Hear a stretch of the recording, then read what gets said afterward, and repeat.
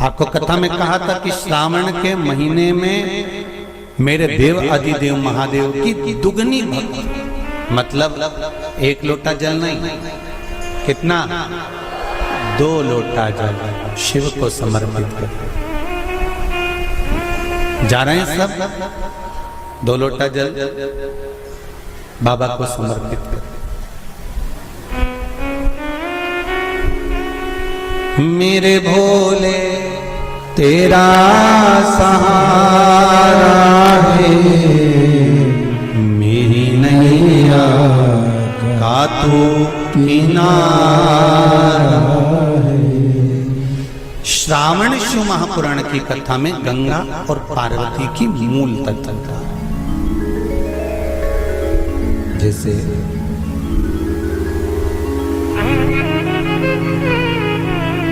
श्रावण का महीना आता है तो गंगा मैया और पार्वती मैया ये दोनों सृष्टि के भार जब भगवान शंकर पर आ जाता है 4 महीने तक, जिसको हमारे यहाँ चतुर्मास कहा जाता है, तो ये 4 महीना जब चतुर्मास का आता है तो सृष्टि का संपूर्ण भार मेरे देवाधिदेव महादेव पर आ जाता है। और देवाधिदेव महादेव पर जब सृष्टि का भार आता है तो केवल अकेले महादेव इस भार को नहीं उठाता, इस भार को उठाने के लिए गंगा और माता पार्वती भी उनके नजदीक में आकर खड़ी हो जाती।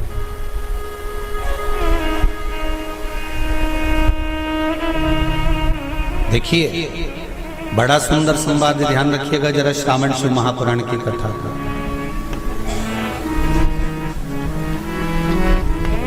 केवल एक पुरुष का कार्य नहीं है परिवार का भार उठाने का, केवल एक पुरुष का भार कर्तव्य नहीं कि परिवार का भार केवल पुरुष उठाए। शिव महापुराण की कथा कहती है कि धर्म पत्नी जो होती है, जिसको धर्म की ध्वजा कहा जाता है, धर्म पत्नी जो होती है ये पति के साथ मिलकर आधा भार अपने माथे पर लेकर चलती है, उसको धर्म पत्नी कहते हैं, जो भार तत्व को ग्रहण कर कर चलती है। केवल पति नहीं, केवल पति नहीं, धर्म पत्नी भी भार ग्रहण करते हैं। शंभु शरणे पड़ी माधो घड़ी रे घड़ी, दुख काटो दया करी न दर्शन आपो, दया करी न दर्शन आपो। संपूर्ण भार पुरुष अपने ऊपर नहीं लेते, आधा भार धर्मपत्नी भी ग्रहण करते। वो भार कैसे कम होता है, जरा ध्यान देना कथा पर। पति दुकान पर जाकर, नौकरी पर जाकर, व्यापार करने पर जो कमा कर लाता है उसका भार,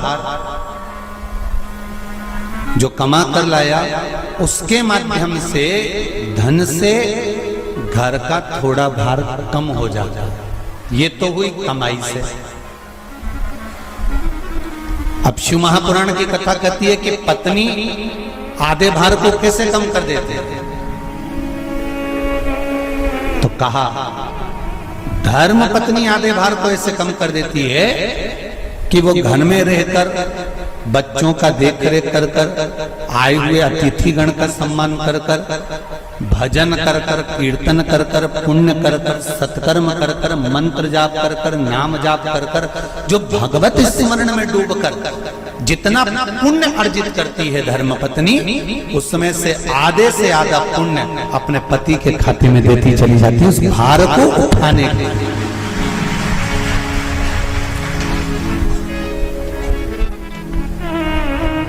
उस भार को उठाने में आधे से ज्यादा भार धर्मपत्नी अपने व्रत, अनुष्ठान, मंत्र, साधना, तप, उपवास आदि के माध्यम से काटती। एक बात और याद रखिए, श्रावण के महीने में सारे व्रत आते हैं, बहुत सुंदर सुंदर। छोटी तीज का व्रत भी आ जाता है, बड़ी तीज का व्रत भी आ जाता है। दुबे जी, छोटी तीज भी आएगी, बड़ी तीज भी आएगी, और अच्छे से अच्छे व्रतों का क्रम रामकिशोर जी बीच बीच में श्रावण, भादो, कुंवर, कार्तिक में आते रहते। ये 4 महीना जो व्रत आते हैं, इन व्रतों की मूलता क्यों कही गई? ये सारे व्रत चतुर्मास के अंतर्गत ही आते हैं, इन व्रत को बाद में भी आ जाना चाहिए, पर नहीं। मूल जो व्रत हैं, पूजन है, अनुष्ठान है, देवी देवताओं के जो पूजन के भाव बताए, वही चतुर्मास में बताए। इसका कारण क्या है? क्यों चतुर्मास के व्रत की महत्वता होती है? तो कहा, इस चातुर्मास के अंतर्गत स्त्री, नारी जो व्रत धारण करती है, हाथों में चूड़ा पहनना, पाँव में पायल पहनना, महावुर लगाना, मेहंदी लगाना, ये जितने छोटी तीज, बड़ी तीज और अन्य तीजों आएंगे, त्योहार आएंगे चतुर्मास में, माताएं हरतालिका तीज हुई, छोटी तीज, बड़ी तीज हुई, भादों के कोई व्रत हुए, अनुष्ठान हुए, छठ हुई, पूजन, जो भी माताएं पूजन करेंगी उसके अनुसार वो हाथों में, शरीर पर 16 श्रृंगार धारण करती हैं, बहुत सारे श्रृंगार धारण करती हैं, और श्रृंगार धारण करने के साथ साथ माताएं अखंड सौभाग्य की वस्तुएं भी इन 30 त्योहार पर दान करती हैं।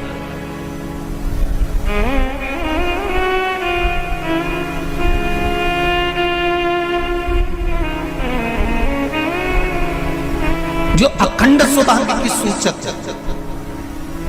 जो अखंड सौभाग्य की वस्तुएं वो देने का प्रयास करते हैं, दान। क्यों जीजियो, एक बात बताओ, जितने भी माताएं कथा सुन रही हैं और जितने फेसबुक यूट्यूब पर सुन रहे हैं और जितने आस्था चैनल पर सुन रहे हैं, श्रावण के महीने की श्रावण शिव महापुराण की कथा सुन रहे हैं, एक बात दिल से बताना, जितनी सौभाग्यवती माताएं होती हैं, ये संक्रांति पर भी 13 चीजें दान करती हैं, 14 चीजें दान करती हैं। बीच में कोई 16 सोमवार का उद्यापन करेंगी तो भी सुहाग की सामग्री देंगी, उद्यापन करेंगी तो भी सुहाग की सामग्री देंगी, कोई कार्य करेंगी तो भी सौभाग्य की सामग्री देंगी। सौभाग्य की सामग्री का दान क्यों किया जाए? सौभाग्य सूचक वस्तुओं का दान क्यों किया जाए? सौभाग्य की वस्तुएं क्यों प्रदान करी जाती है, क्यों दी जाती है? उसका कारण क्या है?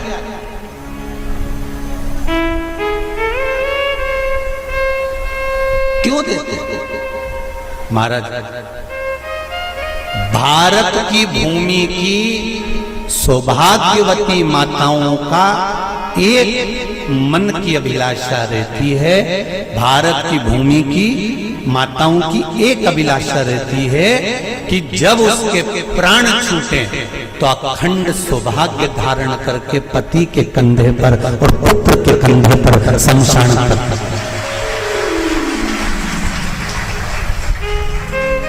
ये भारत की भूमि की माताओं की सोच, उनके मन का संकल्प, उनके मन का भाव।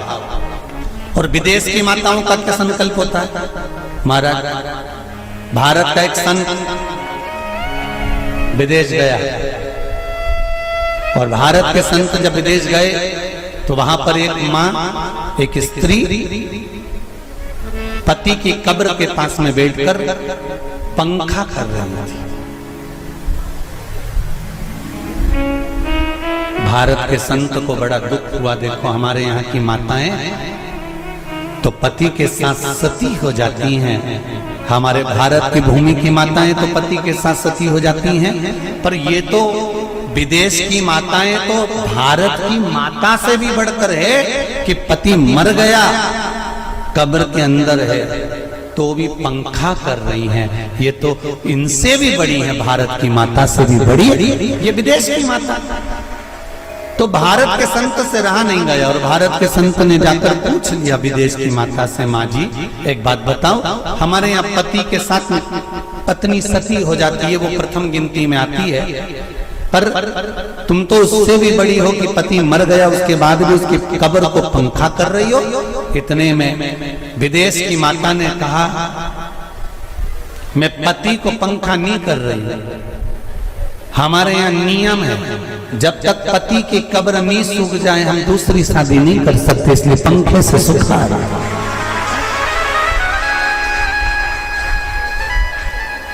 इसलिए पंखे से सुखा रही है। मेरे भारत की माताओं में और विदेश की माताओं में अंतर है साहब। मेरे भारत की माताएं अखंड सौभाग्य की वस्तुएं धारण कर अपने आप को गौरवान्वितता महसूस करती हैं और विदेश की माताएं ये सब वस्तुएं उतार कर गौरवान्वितता महसूस करती हैं।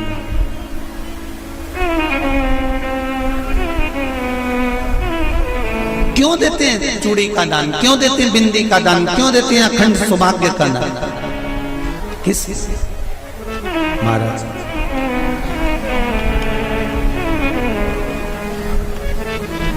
मेरे हाथों में भर भर के चूड़ी रहे,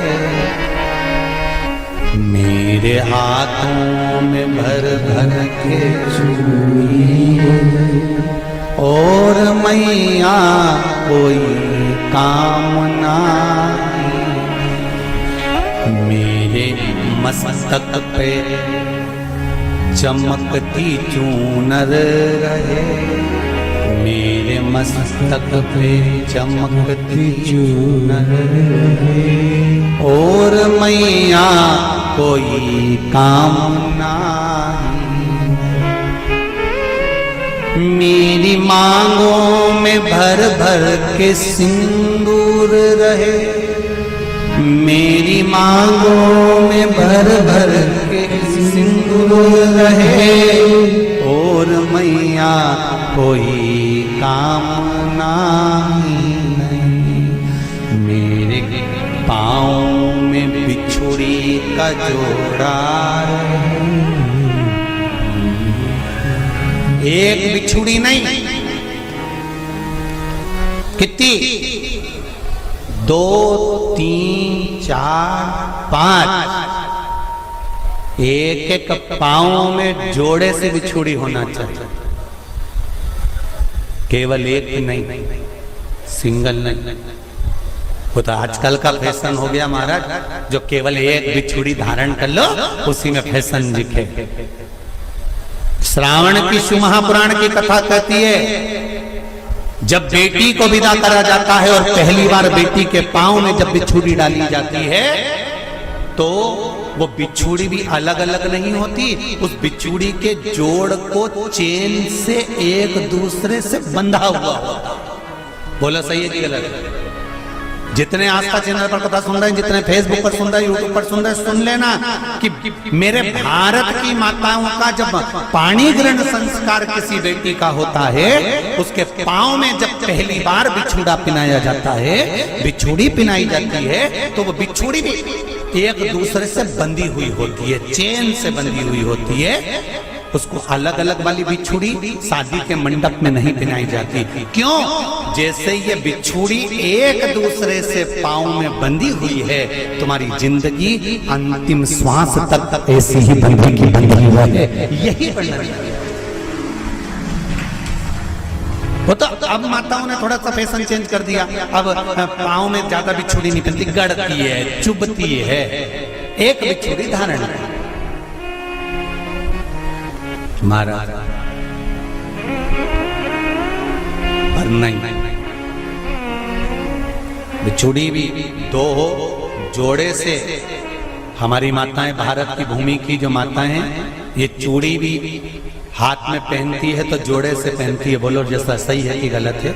एक अकेली चूड़ी माताएं हाथ में धारण नहीं करती हैं, अगर भारत की भूमि की संस्कारित माताएं हैं और भारत की भूमि की सभ्यता और संस्कृति को जानती है तो अकेली चूड़ी नहीं, जोड़े की चूड़ी पहनेगी, 2 चूड़ा डालेगी, 4 डालेगी, 12 डालेगी, पर सिंगल नहीं, अकेले। और सरल भाषा में समझ लो, हमारे यहां ठेले पर लेने जाओ तो जो केले अपन खाते हैं वो भी सिंगल नहीं देते, उसको भी जोड़े से दिया जाता है। 2 दूं की, 12 दूं की, आधी दर्जन दूं की 1 दर्जन। अब अंदाजा लगाइए, हमारे यहां देने का भी एक भाव है। श्रावण के महीने की शिव महापुराण की कथा, जिसका नाम है श्रावण शिव महापुराण की कथा, ये कहती है कि पार्वती जी ने और गंगा जी ने ये चतुर्मास में जितना सौभाग्य का दान दिया है, उनके बराबर दुनिया का कोई व्यक्ति इतना सौभाग्य का दान नहीं दे सकता जो माता गंगा और पार्वती दोनों दान दे रहे हैं।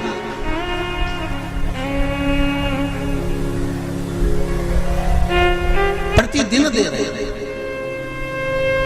और अब तो फैशन आ गया, तुम लोगों जो सौभाग्य का दान देते हो प्लास्टिक की डलिया में देते हो, पर एक एक पुराण को उठा कर देख लेना, एक एक उद्यापन को उठा कर देख लेना, जितनी तुम कथा तुम्हारे घर में छोटी छोटी कथाओं की पोथियां पड़ी हो उनको उठा कर देख लेना, उसमें नहीं लिखा कि प्लास्टिक की डलिया में सौभाग्य की वस्तु का दान दिया जाता है। उसमें लिखा है बांस की पिटारी में, बांस की डलिया में सौभाग्य की वस्तुओं का दान दिया गया।